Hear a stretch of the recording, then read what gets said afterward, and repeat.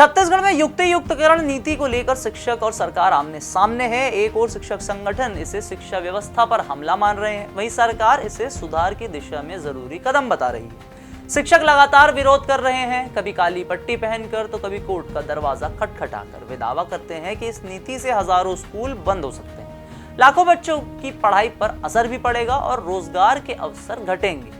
वहीं सत्ता पक्ष से जुड़े नेता इसे बेहतर शिक्षा के लिए जरूरी कदम बताते हैं और विरोध को राजनीतिक रंग देने का आरोप लगाते हैं। कुछ विपक्षी नेता शिक्षक संगठनों के साथ खड़े हैं, लेकिन सत्ता पक्ष इसे शिक्षा में पारदर्शिता लाने की प्रक्रिया बता रहा है। इस बीच हाईकोर्ट ने शिक्षकों की शिकायतें सुनने का आदेश दिया है, जिससे उम्मीदें जगी हैं। हालात यह दिख रहे हैं जहां शिक्षक व्यवस्था की अस्थिरता से परेशान है, वहीं सरकार आंकड़ों और दावों से सब कुछ सामान्य बताने की कोशिश कर रही है। लेकिन जमीनी सच्चाई ये है कि बच्चों के भविष्य का सवाल अभी भी अधर में लटका हुआ है। अब पूरा मामला क्या है, इसे विस्तृत तौर पर रखते हैं आपके सामने। नाम हमारा आशीष गुप्ता, आप देखना शुरू कर चुके हैं INS 24/7 डिजिटल। मई 2025 में छत्तीसगढ़ में युक्तियुक्तकरण नीति के खिलाफ शिक्षकों का विरोध शुरू हुआ। 28 मई को 23 शिक्षक संगठनों ने रायपुर के मंत्रालय घेराव की कोशिश की, लेकिन पुलिस ने बैरिकेड्स लगाकर उन्हें रोक दिया। शिक्षक साझा मंच ने 2008 के सेटअप को लागू करने और नीति की खामियों को दूर करने की भी मांग की।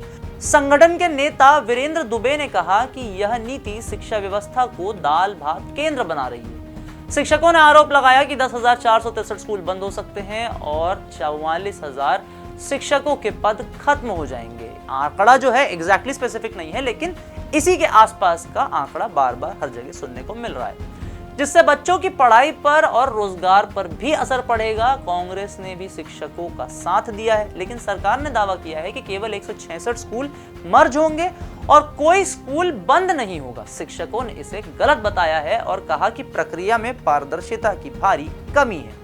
जून 2025 के पहले हफ्ते में युक्तियुक्तकरण के खिलाफ शिक्षकों ने हाईकोर्ट का रुख किया। बिलासपुर में 34 शिक्षकों ने काउंसलिंग में नियमों के उल्लंघन का आरोप लगाते हुए याचिका दायर की। कोर्ट ने शिक्षकों को जिला समिति में शिकायत दर्ज करने और समिति को 3 दिन में सुनवाई का आदेश दिया। 4 जून तक कोरबा, सुकमा, दुर्ग जैसे 16 जिलों में 4,456 शिक्षकों की काउंसलिंग पूरी हुई। सरकारी आंकड़ों के मुताबिक शिक्षक साझा मंच ने बस्तर और सरगुजा में नीति को अनुपयुक्त बताया, क्योंकि बाहरी शिक्षक परिवीक्षा के बाद चले जाएंगे, जिससे स्कूल शिक्षक विहीन होंगे।